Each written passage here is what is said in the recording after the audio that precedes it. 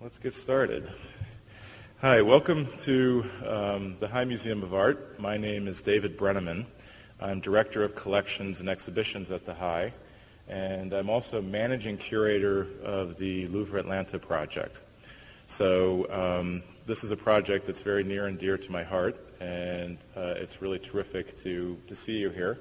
And I'm going to try to tell you a little bit about the project and about one of the great works of art that is currently on view, but that will go back to France Sunday evening, and that is Raphael's portrait of Castiglione. So I've got a few more people coming in. I want to draw your attention to a lecture on Sunday afternoon. It was put together, I think, fairly recently, but it's an important lecture by an important art historian named Konrad Oberhuber.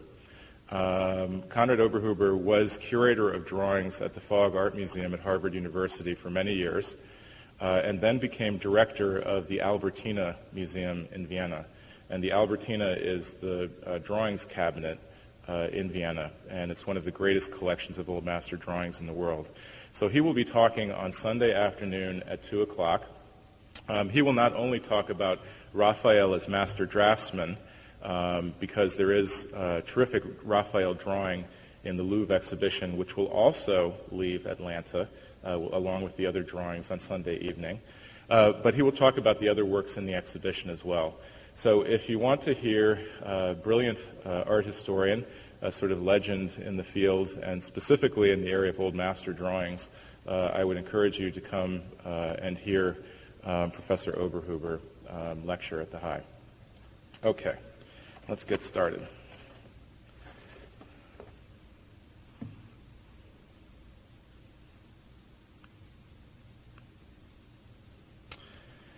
This is the painting that I want to talk to you a little bit about tonight.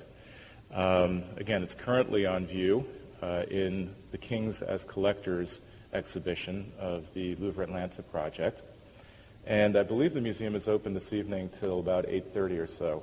So after this talk, you should feel free to go over and take a look at the real thing.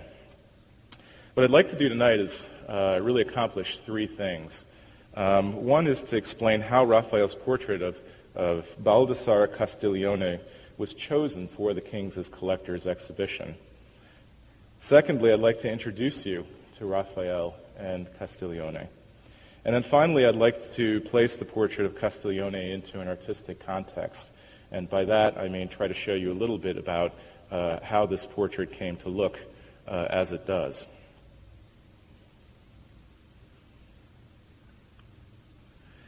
So this is not Castiglione, and it wasn't painted by Raphael.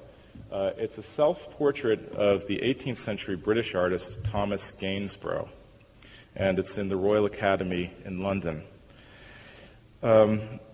And this is, and now I'm about to explain to you the scientific way in which we chose the painting for the exhibition. I discovered in the course of my doctoral dissertation work that Gainsborough was promoted by his friends, critics who were friendly to him, as being a great musician and as being someone who could play instruments, musical instruments, as if intended by nature to be a musician. And that was in addition to his being, of course, a great painter. So in the course of trying to understand why this was important, why his friends and his critics really touted this in the press and in the things that they wrote about him, I came across Castiglione's Book of the Courtier. That is a book written in the Renaissance by the gentleman painted by Raphael. And in that book, Castiglione had written that an important characteristic of being a successful courtier is that he be able to play several musical instruments and that he be able to play them with ease. So this seemed to jive, as I thought about it, with Gainsborough's aspirations to be a court painter to George III, who was then King of England. And so what Gainsborough was trying to do is to take the ideas that were found in this very old book from the Renaissance and apply them to himself, and also use those ideas and to fashion an image for himself that would help him succeed at court. And that was something that Castiglione had intended his book to do. And Gainsborough even went beyond that and married his daughter, one of his daughters, to this gentleman who happened to be the leader of the Queen's band. And so further, I think, gaining entry, getting his foot into the door of the English court. So that was one reason why we chose this painting. In fact, it was a painting that had a very kind of personal meaning to me, a painting that I knew, and I knew to be very important and very influential. But probably the most important reason we chose it for the Kings as collectors is because of its provenance, its history, how it ended up in the Louvre.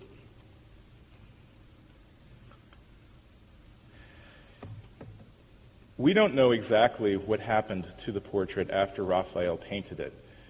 We think he gave it to the sitter, and then sometime after the sitter died and his family died, his wife died, the painting got into the art market. Around 1640, we know that the painting appeared on the market in Amsterdam, which at that time was one of the leading art centers in Europe.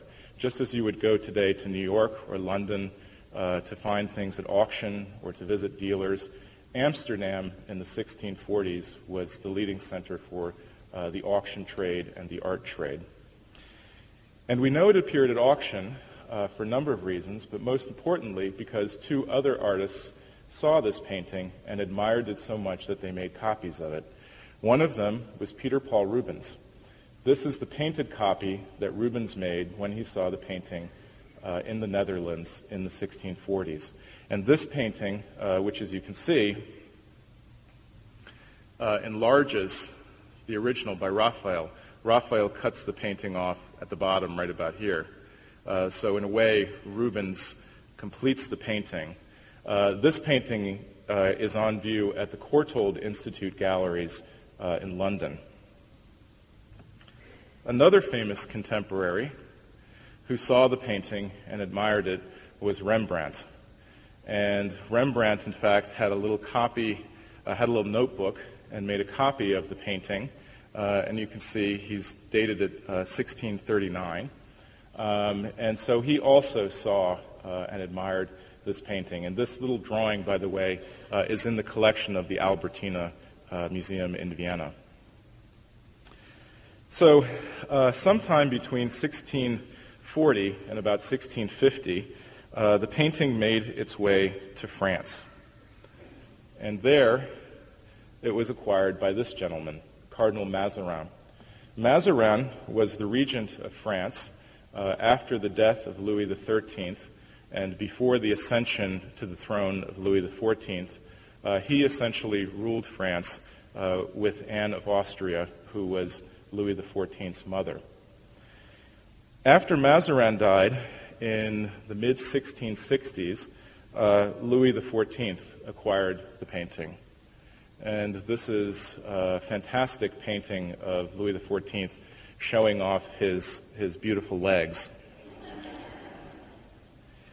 So the painting entered the royal collections of France in the late 1660s and has remained in France, first in the royal collections and then in the collection of the Musée du Louvre since that time.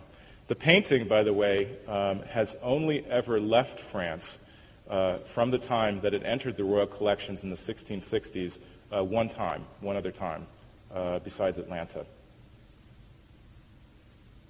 Now let's look at the lives and careers of Raphael and Castiglione and how this magnificent painting came into being.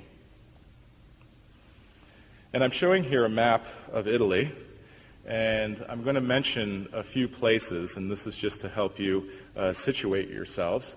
Let's see, I'm going to mention Perugia. I'm going to mention Florence. Let's see, where else?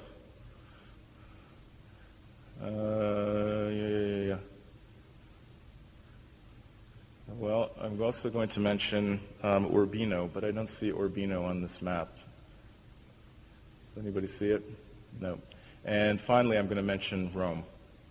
Okay, so these were the four main places where Raphael and Castiglione were. So first, Urbino. Raphael was born in 1483 in Urbino, where his father, Giovanni Santi, was an accomplished poet and writer, as well as painter, a man whose courtly savvy and literary and artistic accomplishments clearly inspired his son. Unfortunately, Raphael was left an orphan at the age of 11. Urbino was a center of culture during the rule of the famous condottiere, Federico da Montefeltro. And here we see Piero della Francesca's portrait of Federico da Montefeltro. He suffered a very famous accident in a jousting tournament in which he lost his right eye. And so in this portrait, and he also lost the bridge of his nose, which you can see here. And so in this portrait by Piero della Francesca, he's shown you only the good side and not the deformed side of this man. Federico encouraged the arts and attracted artists of great talent to his court, including Piero della Francesca, whom I've mentioned, Bramante, the architect, and Leon Battista Alberti. Federico had transformed the small hilltop town into a court renowned for its learning and affability.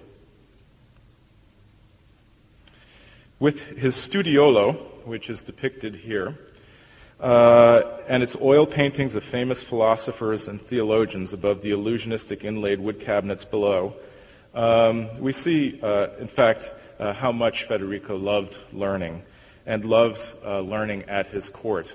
And we don't know exactly how Raphael interacted at the court of Federico da Montefeltro, but we do know that he was influenced by it and was, in fact, encouraged at this place.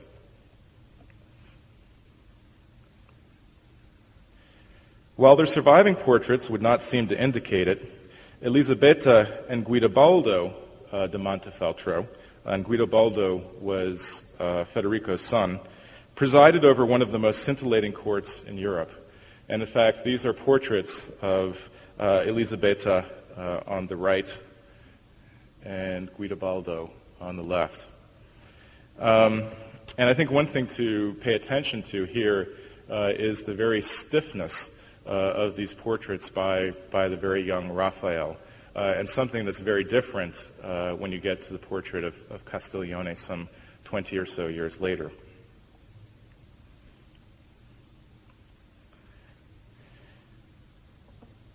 Baldassare Castiglione probably met Raphael in Urbino in 1506, when the artist painted a small panel of St. George and the Dragon for Baldassare to take with him to England as a diplomatic gift to Henry VII.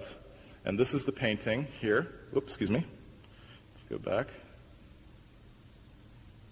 This is the painting here. And this painting is currently in the National Gallery of Art in Washington, D.C.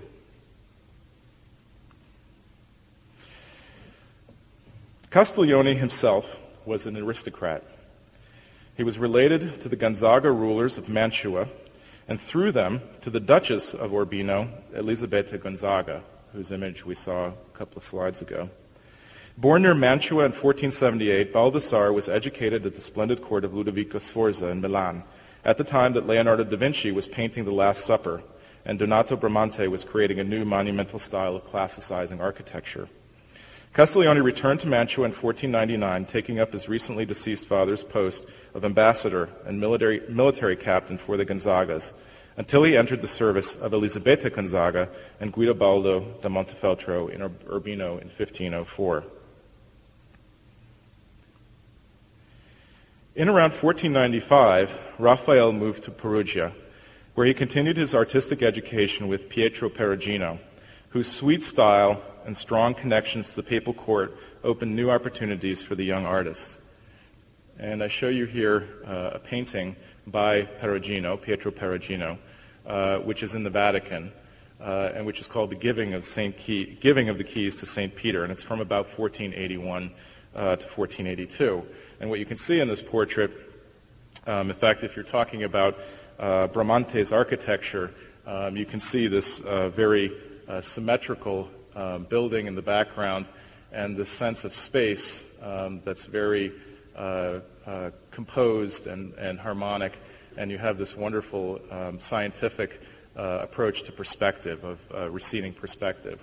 And then in the front, you also see these figures with their drapes, which are very much influenced by the study of Roman art at that time, and this wonderful sense of balance, that you have figures on this side that are balanced by figures on this side, that you have a building over here that balances the building over here.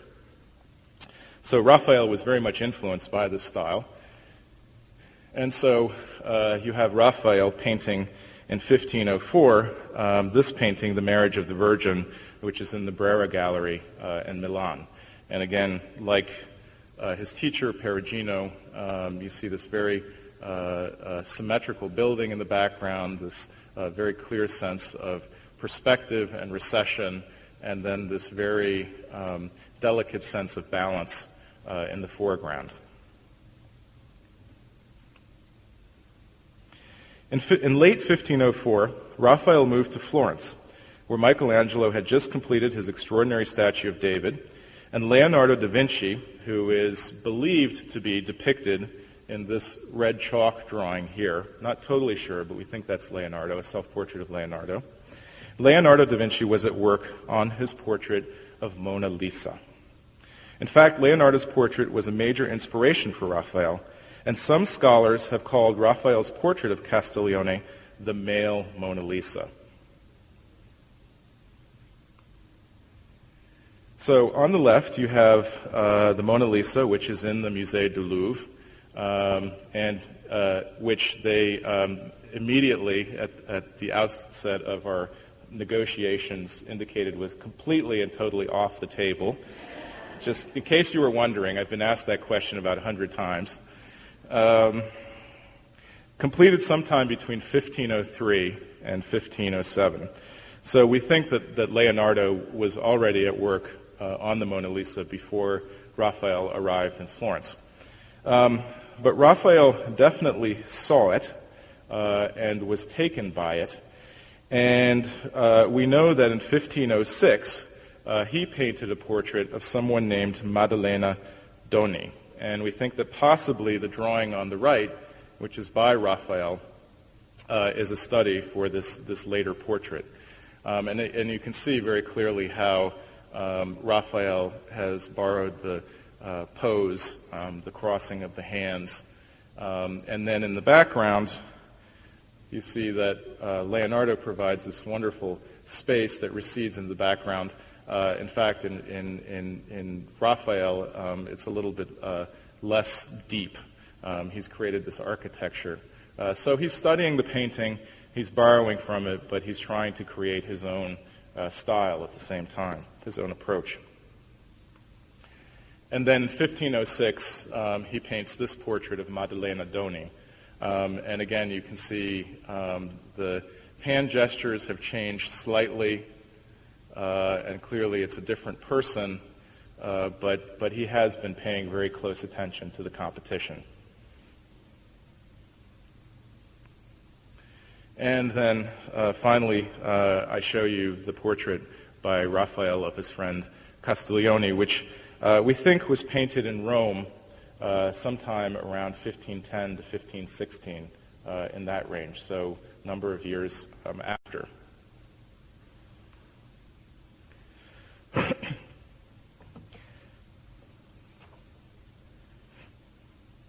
Called to Rome in 1508, along with Michelangelo and the architect Donato Bramante, who also hailed from Urbino, Raphael spent the rest of his career working at the papal court. And here we see Julius II, who in fact was able to call these artists, these major artists from Florence, and then on the right, a portrait drawing of Michelangelo. And in the back we see the colonnade by Bernini, which is part of the Vatican. Raphael's range of accomplishments after he got to Rome was impressive. He masterfully led a very large workshop which not only decorated the Vatican Palace with some of the most impressive evocations of classical antiquity ever produced. And just want to show you, this drawing is currently on view. Again, sadly, this drawing will go back to the Louvre on Sunday evening. But he made this drawing in preparation for one of the stanze in the Vatican. And here you see this large fresco, the expulsion of Heliodorus. Here you see Heliodorus, who's a Greek general who's being expelled from the temple in Jerusalem by these avenging angels. And this head is a study for this head of this avenging angel right here.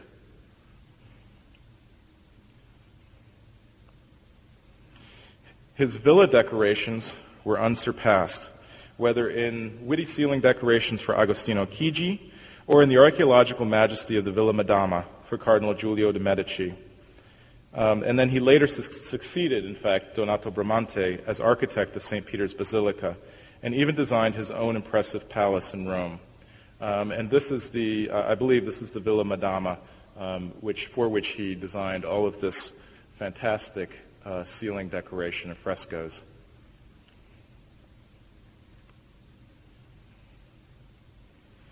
Although they had had a formal relationship and probably a very brief relationship in Urbino, Raphael and Castiglione became fast friends in Rome.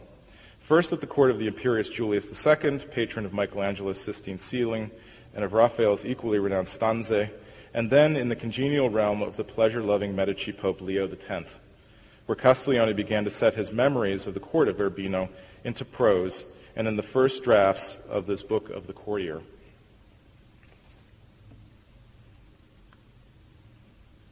Castiglione set his famous book of the courtier in Urbino in March 1507, recounting 4 nights of lively conversation devoted to describing and analyzing the perfect courtier, considering what nature and nurture contributed to his behavior, how he should dress, how he should behave, what sports he should play. Horseback, riding, swimming, and tennis were fine, but vaulting, tightrope walking, and acrobatics were strongly discouraged. How he should advise his prince, and exploring the character of courtly language and humor, the proper role of the court lady, the ideal form of government, and the nature of divine love. So how are Castiglione's ideas expressed in Raphael's portrait? Castiglione was described by contemporaries as exceedingly handsome, learned, eloquent, discreet, and singularly virtuous, in fact, so generously endowed by nature and fortune that it would be hard to find his equal. And Castiglione wrote in his book of the courtier, "Practice in all things a certain nonchalance, which conceals all artistry, and makes whatever one says or does seem uncontrived and effortless." And I think, in fact, when we look at this amazing portrait by Raphael, we don't get a sense that this is contrived. We do get a sense that it is effortless. And in fact, if we look at the dress of the sitter of Castiglione, we do get a sense of discretion. He doesn't wear gaudy clothing. In fact, he wears this very beautiful, soft cloak over this kind of black jacket, and his head is crowned. We think he had male pattern baldness, is crowned with this wonderful floppy hat. Castiglione also observed that one can truly say that eyes are the guides of love. And here we see Castiglione's baby blues, especially if they are graceful and soft and blue in color.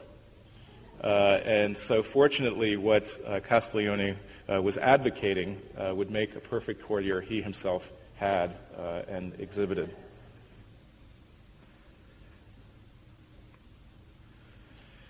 Raphael's and Castiglione's moments together were short-lived, however. Learning in 1519 of his beloved wife Ippolita's death and childbirth, Castiglione returned to Mantua, only to learn the next spring of Raphael's death on Good Friday at the age of only 40.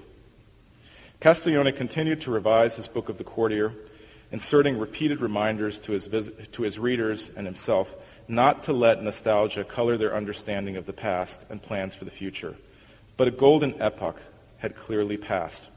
When Castiglione finally saw his volume published in Venice in 1528, Rome had been sacked by imperial troops, and Pope Clement VII even accused Baldassare of being partly responsible for that disaster.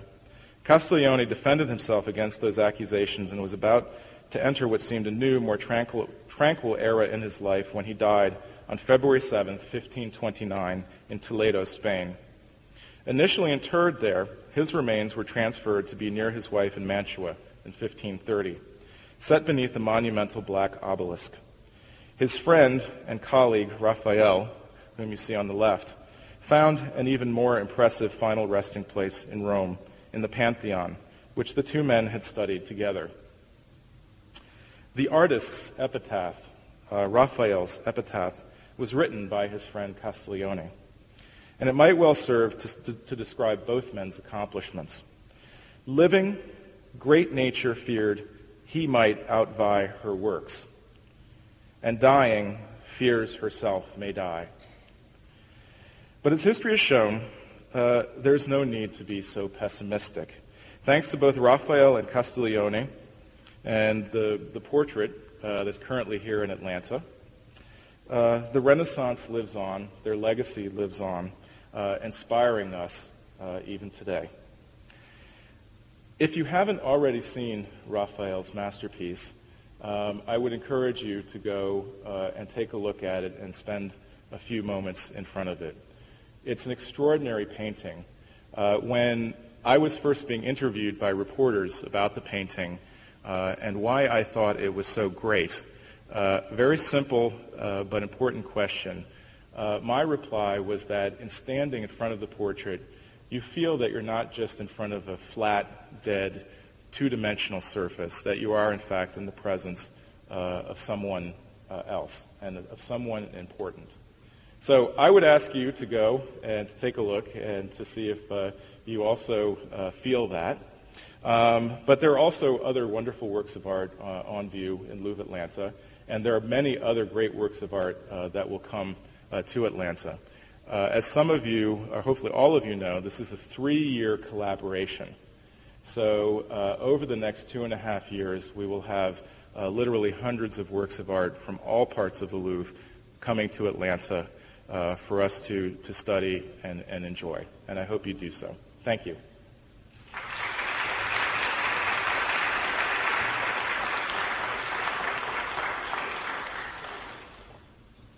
I'll take some questions, but you should feel free to run up and look at the portrait too. Yes? Yeah.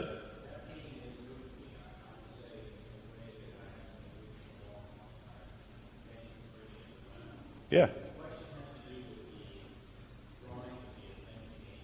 Yes.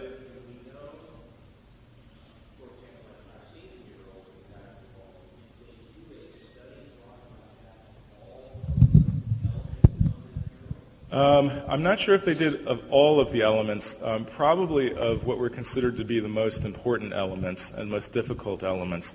So, for example, things like faces, heads, complex gestures with hands, and things like that. But unfortunately, because these are working drawings, many of them were simply discarded. And so I don't think we'll know exactly how many drawings Raphael made.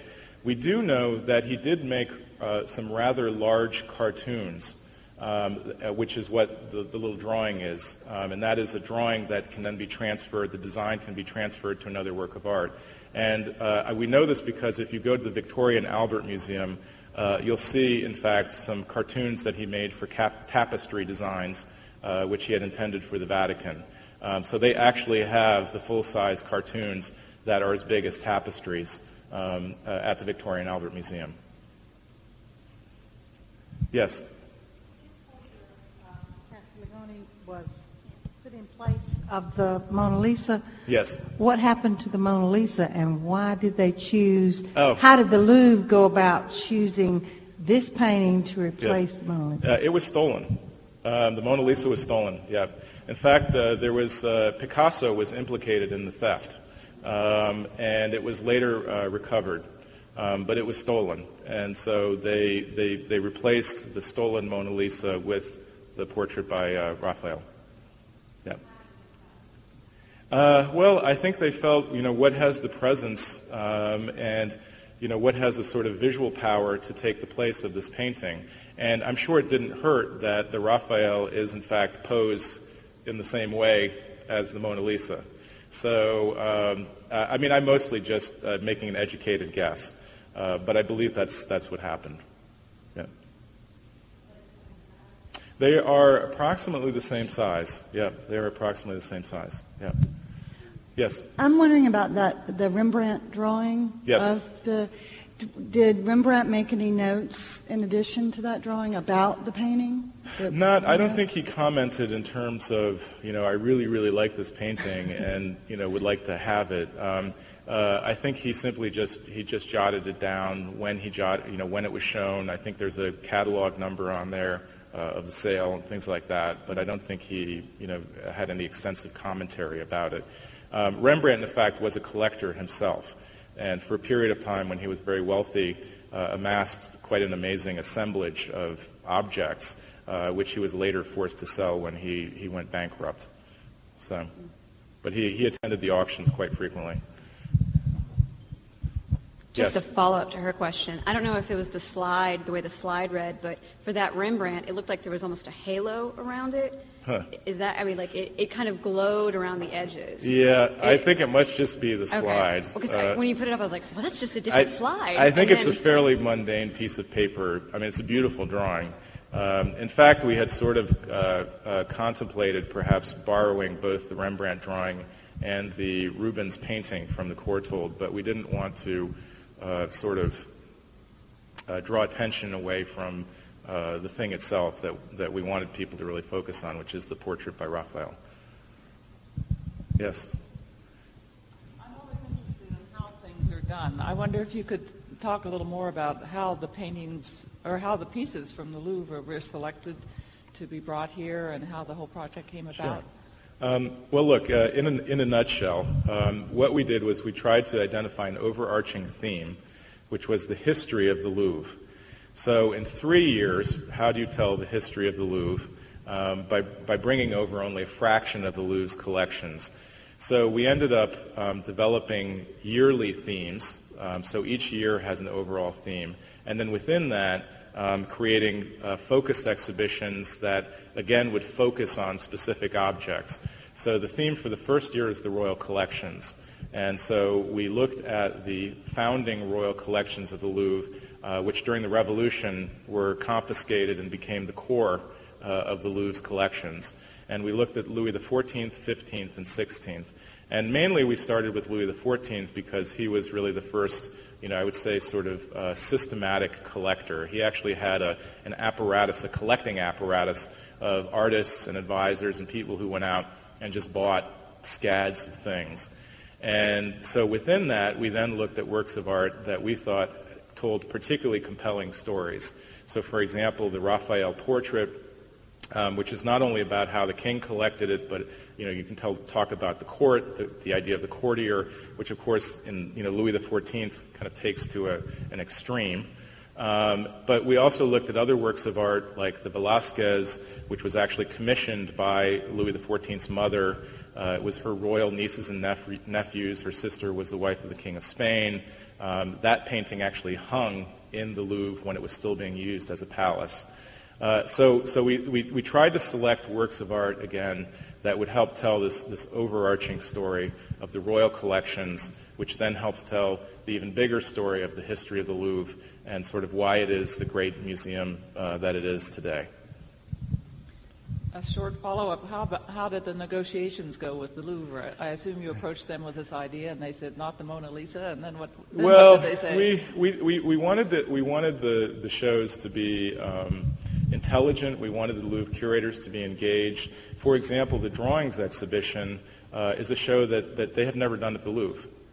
They've never done a show or published a catalog on the early history of their drawings collection. So they were quite excited to be able to do this. We did have some tough negotiations. The Raphael was a painting that they really did not want to let go. They really thought that, frankly, the curators were very worried that there would be a public outcry. if the painting came to the United States, and especially if it came to Atlanta. And seriously. And in fact, I don't know if any of you have been following in the French press, there's now a very public debate going on about the Louvre lending works of art out and whether they should continue doing that. And we've sort of been sucked up into that. So there were moments that were very, very difficult for us. Again, they did not want to let the Raphael out and only grudgingly allowed the painting to be gone for 4 months. So in other cases, I think it was not so difficult. But there were certain things that were very difficult. And in terms of the drawings, for instance, they have a policy that a drawing has to go back into storage for 1 year for every month that it's exhibited. So all of the drawings that are upstairs now, when they go back, they will go into storage for 4 years. That means they can't be lent to anybody. And so that's the policy with all of their drawings. So you have to imagine they're lending out quite a lot of drawings. So if there are drawings that have been lent out within the last, let's say, 3 years, they were not on the table. And then if there were drawings that were going to go to other exhibitions, they were also off the table because if they lent them to us, they couldn't be lent to these other projects. So we really had to kind of focus on works where it fit the theme of the exhibition, was a great work of art, and also was essentially available. So, and I think, in fact, in the drawings exhibition, there were some really outstanding things, like the Raphael drawing we asked for, and we didn't think we were going to get it, and they did lend it to us. So, are there any more questions? Please enjoy. Thank you very much. Thank you, David. Thanks.